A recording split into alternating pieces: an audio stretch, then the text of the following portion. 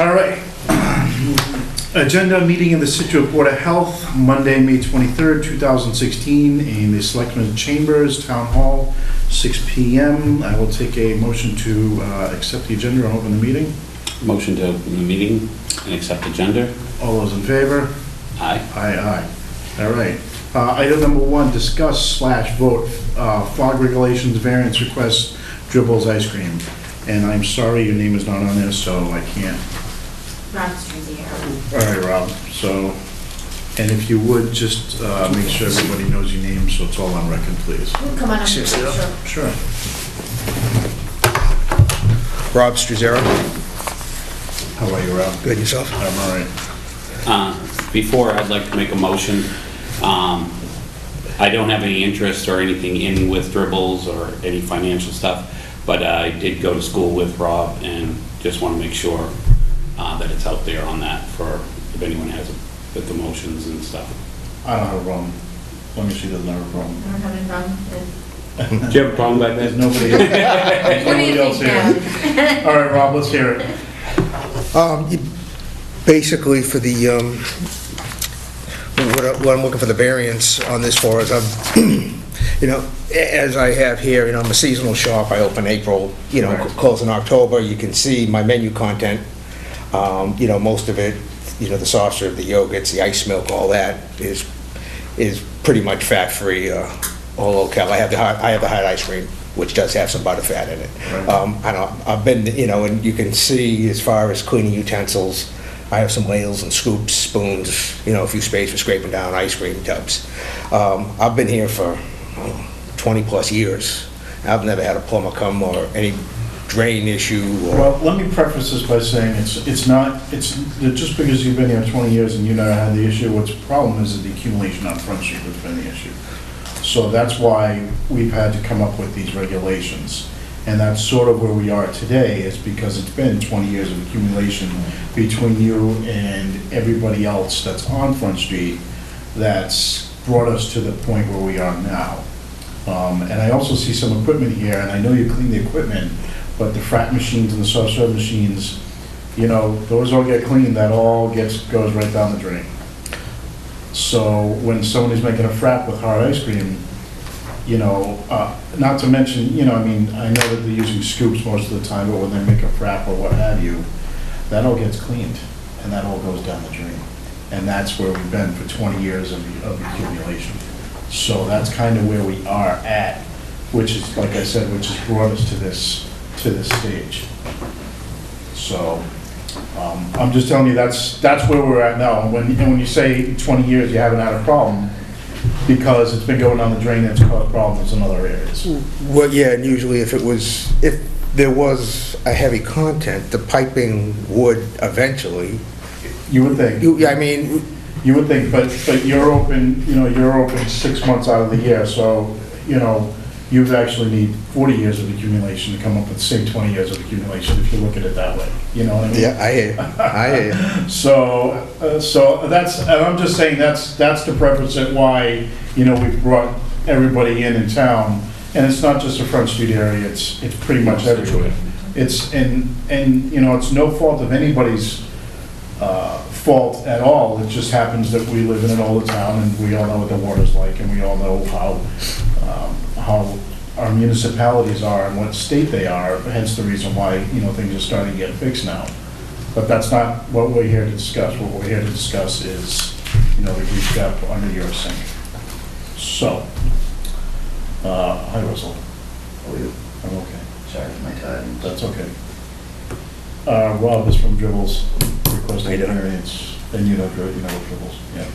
So he provided the package right there. So, I'm just, that's basically the gist of it, and I know, and you're not the first one, and unfortunately it's falling under our watch here, where we've had to come up with these regulations and then enforce them, and, a lot of people aren't,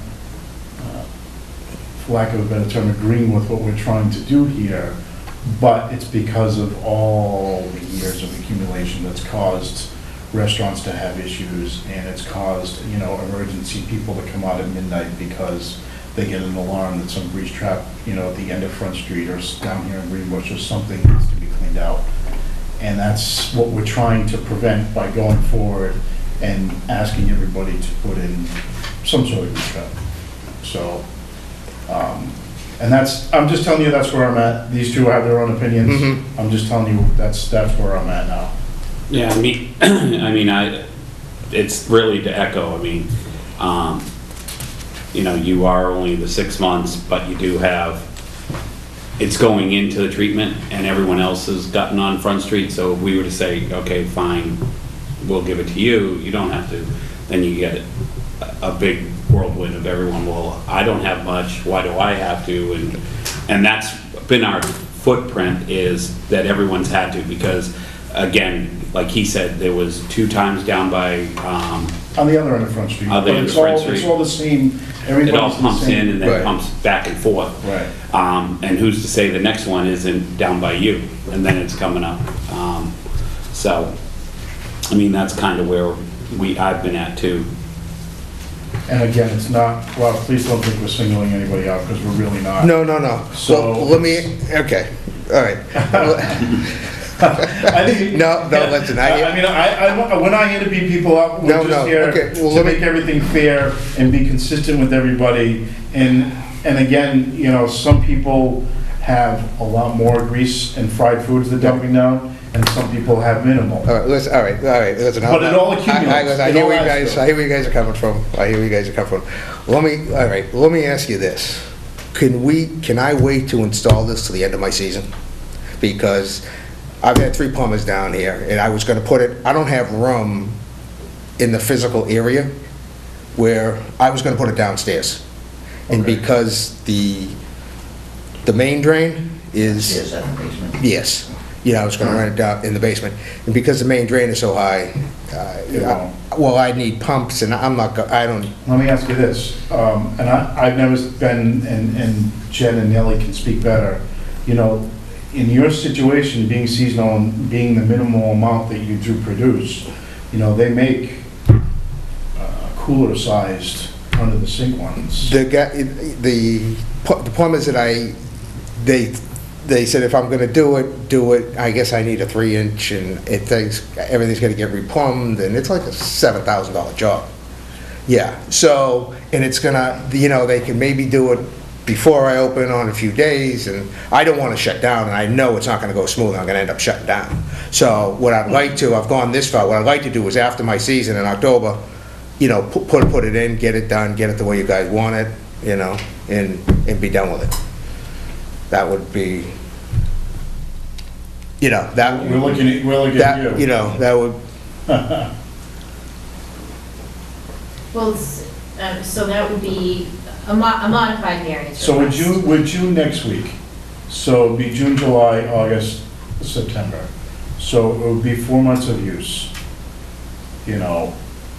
Hopefully it'll be a hot summer for you, so it'll be 4 months of use that you'll be able to make money to pay for it. And that's the goal, right? And not to have 3 or 4 days out of service where, it's doing a double whammy on you. I would rather have it done right, and have it be done a little delayed than have it be a rush job that doesn't necessarily get done to the requirements that we would want. right, it would be, Are all those plumbers, are they all in agreement to the way that it should be done in your place? Yeah, but I'm I- not familiar with the building. yeah, because I downstairs, so- spoke to, Do you own the building? Are you the no, owner of the I building? wish I did. No, I don't. I spoke to who was it? He did the Silent Chef. Oh, that's good. Yeah, and the building manager has another guy who's just as good as well, and I talked to somebody else, and they're all Same idea. They're all the It's all same. the same idea. So- Exactly. So an under the sink, the plug and play one will not work. No, not, they said we could, basically what you don't want done, they said we could probably do it and it could pass, but I'm gonna go through the hassle. I'd like to do it once, do it right, and be done with it. Okay. So this would essentially be a modified variance request because, of course, all of the establishments were to be in compliance with the regulations at the end of 2015. So here we are, we're 5 months into 2016, and we're still bringing some of the smaller establishments up to compliance. So, this would be a modified request indicating that you would install it upon closure in October. And This would be a fully compliant. a fully compliant internal grease trap. And the permit, the 2017 permit could be dependent on, getting all of the. Well, that's what I was just gonna say, I don't think I have a problem with granting extension to the season, but guaranteed it doesn't go in, we won't open next year. That's fair enough. That's the way I would look at it, that's a give and take. Oh, absolutely. Yeah. I don't have a problem with that. I don't either. Yeah, I don't have a problem with that. Because I'd rather have it done right instead of I agree. backing it in a little thing, and then that gets in, and just throw Right. 2,000-3,000 just to Right. make it happy. Right. No, but not to be taken advantage of on either side, so. yeah. Oh, yeah, no, I mean, you guys have the control of it.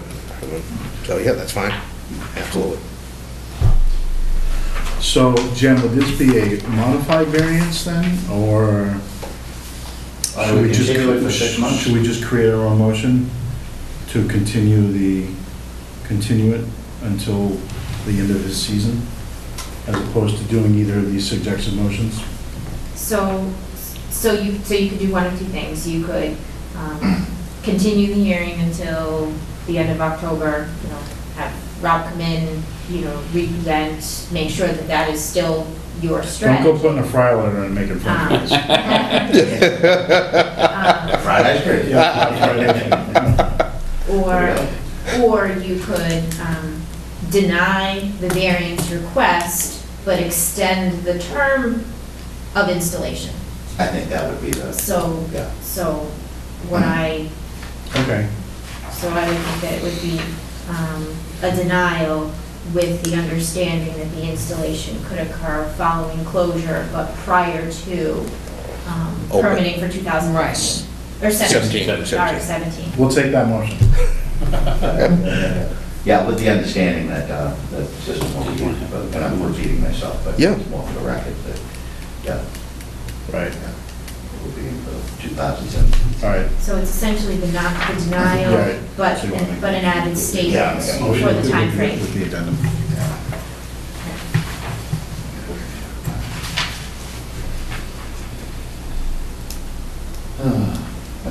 Move to deny the variance request for installation of a grease trap.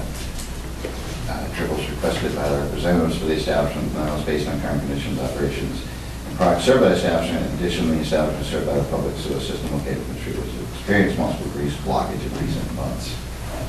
So, However, the installation can occur, however, the installation will occur previous to the 2017 season. Correct, after his closing day in October, and we, And what's the date on that season? When do you open? April. April, sometime in April usually. So if we said April 1st, is that, Oh, that's fine. okay, what's the date then, April 1st? and my office will not be issuing a 2017 permit until we get all the documentation into our office that it's installed, been inspected by a plumber. So if you do it closer to your season ending, we would permit you like we did last year as part of our annual permitting December, January. But if you were to delay it into 2017 installation, we wouldn't issue your permit until sometime in 2017. Okay, and the plumbers take care of what you need? Is that how this works, is they will give you some type of documentation? Is that what you look for? So I'll send you a letter tomorrow indicating that it was denied. However, the installation must occur prior to 2017, not immediate. And then per the regulations, and more than likely your plumber knows this already, but we need the specs for the grease trap, and we need an as-built showing where it is in your establishment once it goes in. And then we'll need confirmation that the town plumbing inspector inspected it following installation. Okay, great. And then at that point, we'll issue. You might get the lucky, ask your 2017. landlord, maybe he'll help you with it. I will. Give it a shot. Yeah, All we he can can do say is is no. no. All he can do is say no, and that's, what I mean, that's all he can do. But it is say helps no. him too, I mean, he's got plumbing in the building Right, too. but it helps so- him too, I mean, if it's gonna tie into the main that leaves the building, because there's other stuff in that building too, so. Right. Absolutely. All right, I'll take a second. Take a third. A second. Second. All those in favor? Aye. Aye. Thank you, Rob. All right, I appreciate your time, guys. Appreciate Thank it. you. Thank you. Thanks. Have a good season. Hopefully it'll be nice and hot for you. I hope so too. Take care. Have a See good ya. one. Take it easy. See you later. All right, item number 2 on our agenda tonight, draft private well regulations. And Miss Jennifer is leading the charge. So, at the last meeting, we created a laundry list of things that needed to be followed up on and that I would bring back to the table. So I just kind of wanted to update all of you on some of those items. First of all, I provided a letter to the board that was received today from John Clarkson of the Water Resources Committee for consideration as we continue to move forward with identifying and developing the regulations. So I emailed it to you when it came in today. I've also provided you hard copies so that you can review between now and the next meeting as we move forward. So I have reviewed the existing Mass DEP Model Board of Health regulations with the understanding that Mass DEP, as we discussed last time, is modifying their private well guidelines, which will then change their Model Board of Health regulations. So those two things are still to come. I'm supposed to follow up, well, actually, they're supposed to follow up with me once they get an update from DEP, identifying for all communities that have identified interest in their assistance. So that update to come.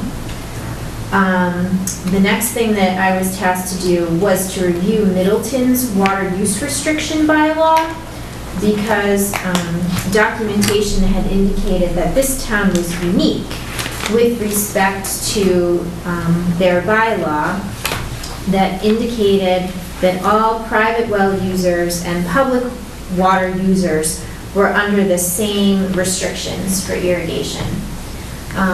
Their bylaw went into effect in 2005, but it was actually revised in 2011 to indicate that private irrigation wells were not under the same restrictions as public well users. So I spoke to one of the DPW personnel in their town to find out the evolution of how they went from one model bylaw to another. And they indicated to me that the bylaw was enacted with public and private users under the same restrictions, but a citizen came to town meeting, got the required 100 signatures, had it developed into an article for town meeting, and it was voted on at town meeting, and the irrigation wells, their users, were now exempt. So they have reverted back to being similar to other towns. Danvers, on the other hand, which is also in the Ipswich River watershed, had the same bylaw as Middleton, and their bylaw still appears to be intact, where public and private users are under the same restrictions. They And are, why Danvers? why Danvers? Yeah, I'm not sure what their rationale is. all right. But it appears to be the same initial bylaw, model bylaw that Middleton had started with. I was requested to check all of our neighboring towns. So I checked Norwell, Cohasset, Hingham, Marshfield, and Plymouth to confirm whether or not water usage was restricted from private well users. And they do not speak one way or another to usage. It's about water quality and quantity, not usage. Let's see.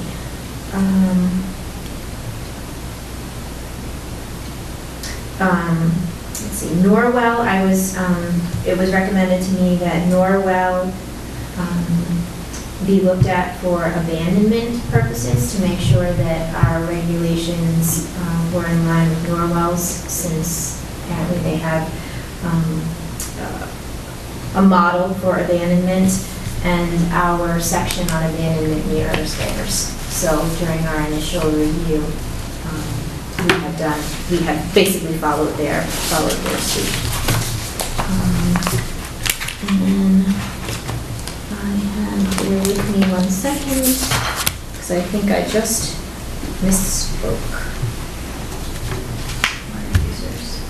Okay, so I think I just said, did I say Danvers? Yes. Yeah. I'm sorry, Stoughton. Stoughton, Right. sorry. So Stoughton is the public and private users. So, sorry about that. So, the town and ultimately the North-South Rivershed Association, Water Association, ultimately, they would like us to, when these final regulations are put to bed, they would like us to adhere to those other two towns. So no matter if you're private well or your town, you can only wash your car and you can only water your lawn on whatever day your day is now. So what, Ultimately, that's what they're asking us to do. right, so in essence, whatever restrictions are placed on public water users for irrigation or outside items, would, those same restrictions would apply to private, well water users. Yes, that is the recommendation by the Scituate Water Resources Committee. So, again, before this gets put to bed, and when would you like to have these final regulations complete? Well, I think it's really critical at this point, since we've had such a delay. I think it really makes sense to wait for Mass DEP's revised guidelines to come out. And when do we expect to see those? I am expecting an update from the Groundwater Resource Association, who is working directly with DEP within the next week or so, assuming that DEP stays on the schedule that they're aware of. Okay. So if I don't hear from them, I can reach out to them and find out what the update is. And the most critical piece of my understanding of the update coming from DEP is that they have evaluated the sampling and the concentrations of contaminants, and they are revising those contaminant concentrations for private wells. So it really becomes a water quality. I know, but doesn't that vary from here to, Springfield and beyond? I mean, isn't it different everywhere? Well, it's Circumstantial to the industry that's been around them, to the way that the topography has changed, isn't so it? the concentrations may differ, but the idea being that there are, whether it be aesthetic or health-based limits. So arsenic can only be X number of ppm in Right. your water in Right. order to drink it. Right. Or E. coli needs to be below a certain threshold so that the water can be used safely. Right. So it's really not, it doesn't account for the differences, say, in bedrock. For example, there's an arsenic belt in the state, and you can actually look at groundwater maps where groundwater typically has higher arsenic just because of the way the subsurface Really? is. Yeah. So in those particular areas, you have to be extra sensitive and extra careful from where your water is coming. So that's why DEP sets these health-based and sometimes So aesthetic-based thresholds. Do you know where the testing points have been? What do you mean? Do you know where their testing points have been? Meaning where that they've done these random tests that they're reevaluating the contaminants that are in the water? My understanding, without specifics, is that they have taken data that has been submitted to them. I don't know from whom or to the extent of their data evaluation. I don't. Well, my point is that's really apples and oranges. That really doesn't have to do, that has to do more with contaminants than it does with the water usage. Right, so we And are that's talking what- two different things. right. So the Water Resources Committee is speaking to one portion of our potential regulations. And the big picture, taking that little section aside, what I'm indicating is that before we go down the road of promulgating our regulations as a whole, a huge component of that is water quality, because water quality is where the health and safety comes from. So regardless of who's using what for use, it's a matter of, Yeah. is the water coming out Exactly. safely? And that's the heart of, at least the initial impressions that I'm getting, that's the heart of the changes that DEP is making to their guidelines. So I'd like to see what those are, so that we don't go down the road of promulgating and then having to revise right away. Okay. And I had an interesting conversation with the health agent in Pembroke this morning, because it was recommended at the last meeting that we look at some of their concentrations, particularly with regards to nitrates and the level that was safe or unsafe. And their agent was actually a Board of Health member back in the 90s when they implemented their regulations. And they did something that was somewhat unique and I thought made sense to bring up to you. What they did was they have, their regulation simply states that all private wells in the town of Pembroke are required to meet drinking water standards. They don't make a differentiation between whether it's used for drinking or whether it's used for quote-unquote irrigation. John described that last time it was Yeah. here with the child that got Right, it's sick. sick. Exactly, Yeah, exactly. it was Pembroke, wasn't Which it? he That's why I had that conversation. put a lot of light on that, and that's pretty good thinking. Yeah, Yeah. so what she had explained to me was that, you know. So and- that has significantly cut down the amount of wells that have been approved in. I don't think it has significantly cut down the number of wells, but the wells that are installed to drinking water capabilities. And she explained to me that the impetus for what they did was multifaceted. One, they were seeing a boom in development. They saw a restriction in the use of public water for irrigation, so their town no longer permitted irrigation systems to be hooked up to public water, which is what we're going through now. And when they were asking folks what they plan to use their irrigation wells for, they were identifying as a board and as an agent that folks didn't realize that some of their usages were really subject to health and safety. So folks would use their non-potable irrigation well to fill a swimming pool.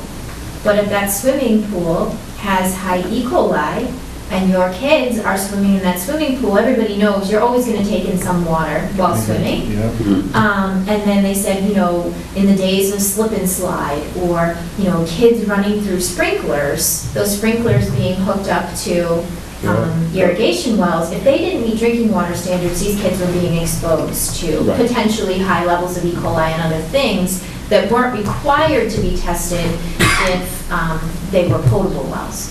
So they made that blanket statement. Their regulation simply says all wells must meet drinking water requirements, and all of the installation and other things must meet the current private water well guidelines implemented by the state.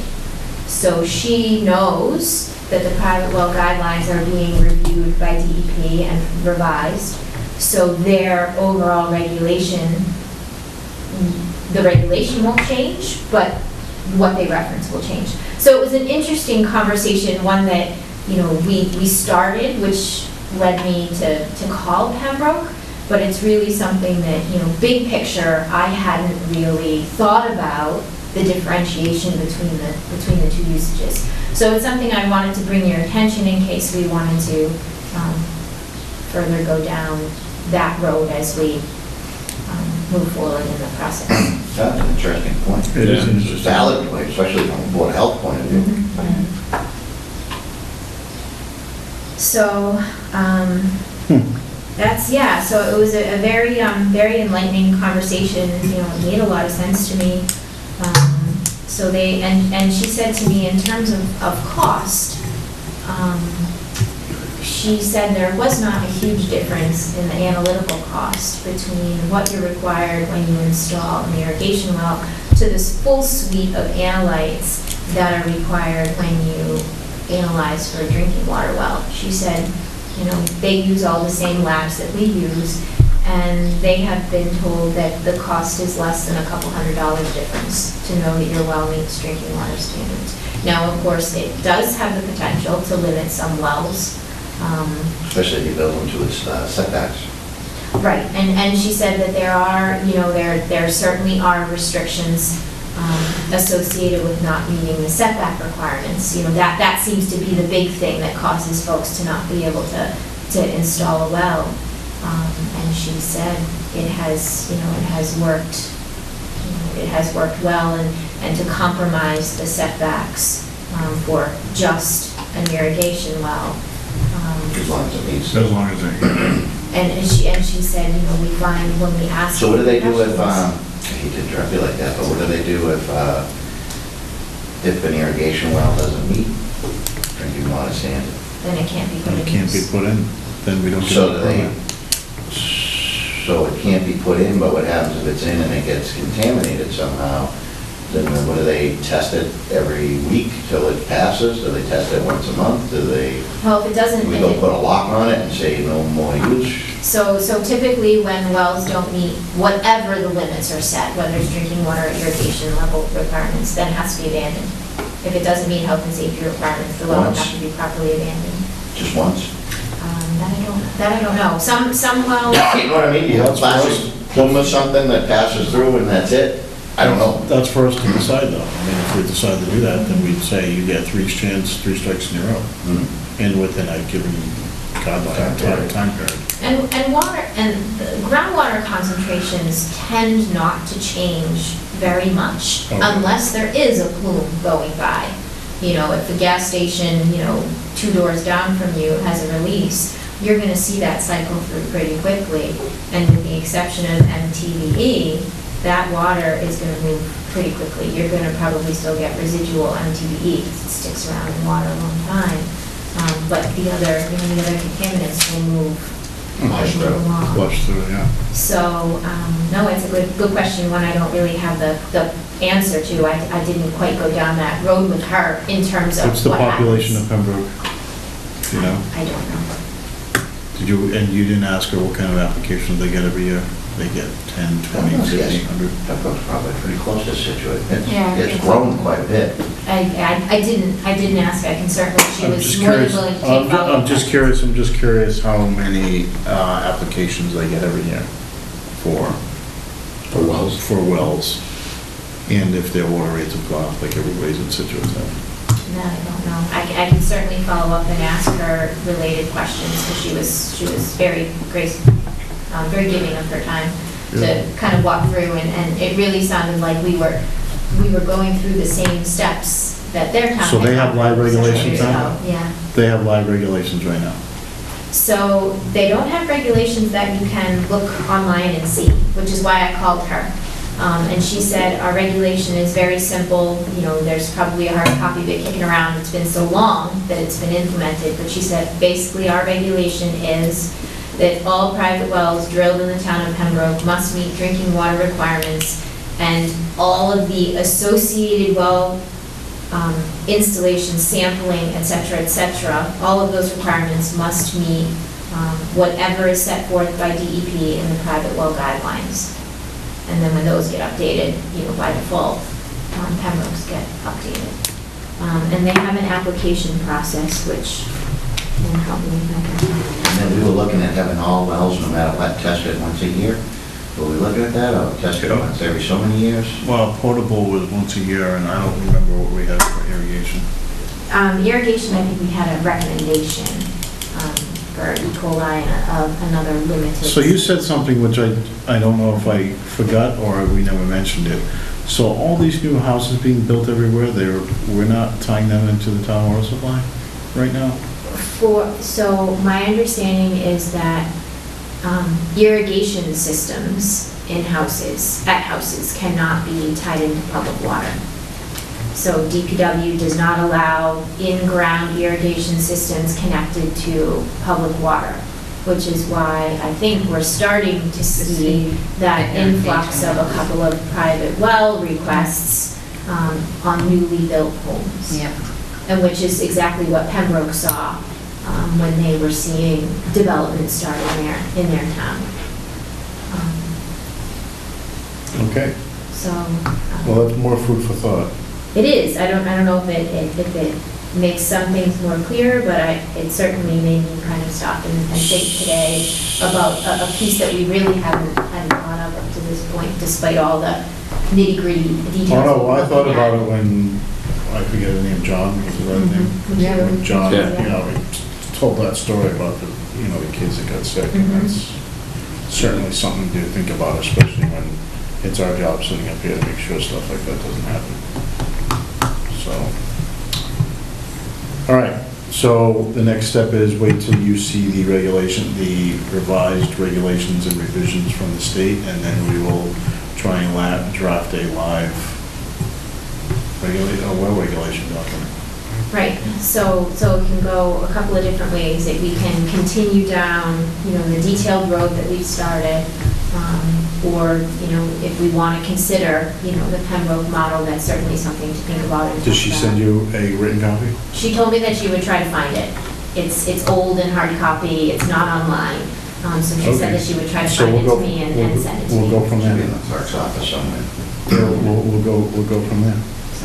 So I just wanted to give you the update on Yeah, the definitely conversations and the wait until, research. Yeah. Until the state finishes doing that thing, to make sure we're not crossing the drain on Yeah, something new, yeah. something they found out. Unless we're come middle of July and you still haven't heard anything, which is Sure. quite possible with the state, you know what I mean? Sure, and Middleton. Because then, I mean, you're getting requests now, so we have to do Right. something at some point, even if they have to be, addended and not, if any of the three of us still aren't sitting at this table, if they have to be addended, it needs something that needs to get done. And I know it's never been done, and it's just one of those things that needs to happen, especially, what you just told me I did not know, so it's not fair to those people. Because you want to know what, it'll just be the Wild Wild West, they're just going to do it anyway, and then we'll have no idea what the wells are, and then, they could be getting sick because it's next to, something that was there 30 years ago, you know what I mean?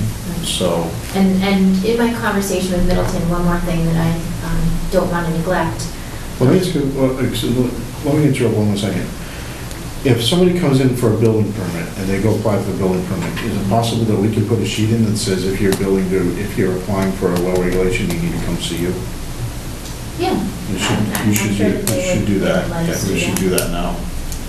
We should do that now, especially because after what you just told me, people need to be aware I think they've that. actually been sending people to us. Oh, they have? Like they Yeah, do 'cause we when have that somebody mechanism. asks about a swimming Yeah, we pool. have- Just to at least apply for the permit. Yeah. Right. give an We don't have any application regulation to process. follow. No, but Follow they, I think they send them down. But all Yeah. these new houses, if nobody can tie up to town water for, the nice new lawns that they've just spent a ton of money on sod and so on and so forth, they need to, we need to know about it. Yeah, we have that in place. Right. Yeah, we did that for a year or so ago. Right, but it doesn't mean that they're actually coming down and seeing us. Do you know what I mean? Because we did that a year ago, and then the guy in the driveway, he just did whatever he wanted to do, and, and nothing happened, and he's too close to the sidewalk in the street as it is. Yeah, and I can definitely Right, go in so- and see Neil and, Right.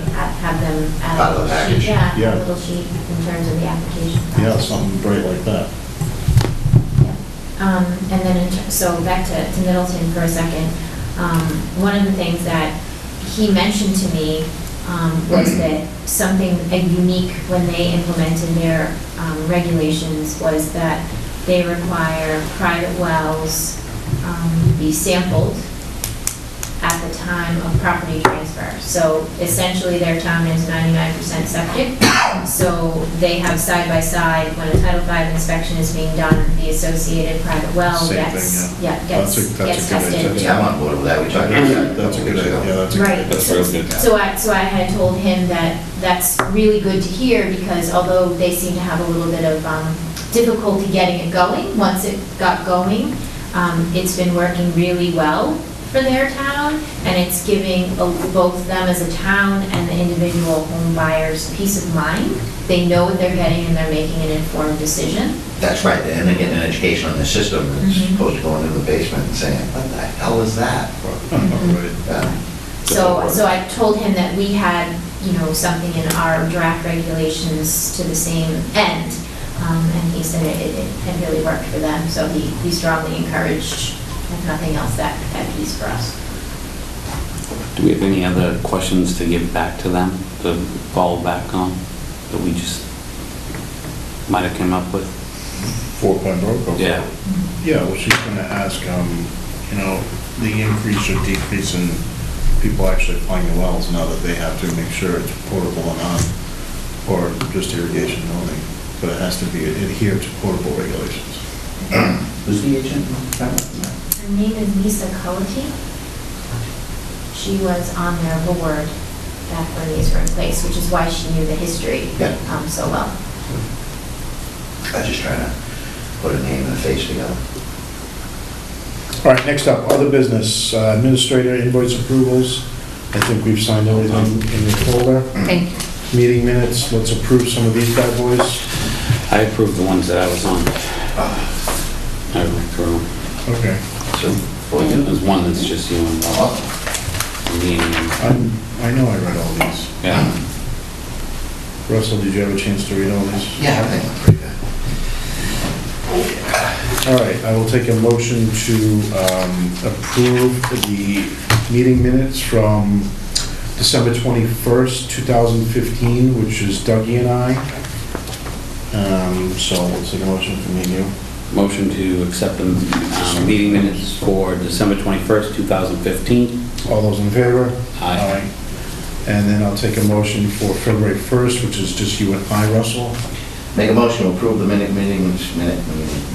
February 1st, It's a tongue twister. 2016. All those in favor? Aye. Aye, and then I'll take a motion from either of my esteemed colleagues of December 7th, 2015.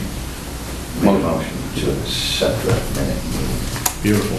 All those in favor? Aye. Aye. And meeting is adjourned. All right. Tongue twister.